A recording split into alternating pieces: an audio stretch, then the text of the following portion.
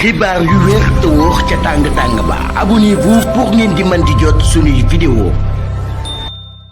dal leen ak jàmm seen chaîne bi di Buzz 221 HD kii di Daouda Ngom di ministre de l'enseignement supérieur de la recherche et de l'innovation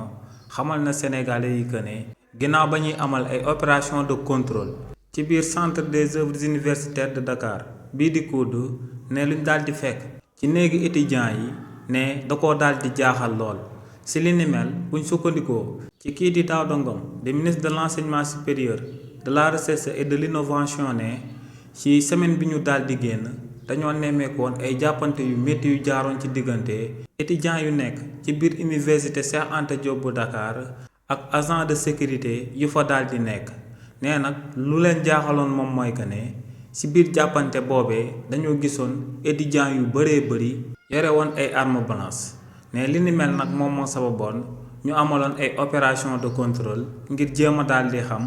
armes blanches yooyee fu ñu daal di bàyyeekoo waaye ne ci opération de contrôle yooyu nga xam ne agent de sécurité yi ñoom ñoo ko doon amal ne dañoo daal di gis que ne ndekete yoo étudiants yi armes blanches yooyee dañ ko doon dugal ci biir université bu dara xewul ba noppi di ko doon denc ci seen ron suufu lal yi di xaar dara daal di xew ñu soog koo daal di génnee nee nag lu leer ba am moom mooy que ne université kenn waru faa daal di dem di xalaat wala ngay def sa bopp bi que ne ay violence war nañ faa daal di am ba ngay gànnaayoo ay armes di ko denc ngir daal di xaar violence am nga daal di koy génnee ne université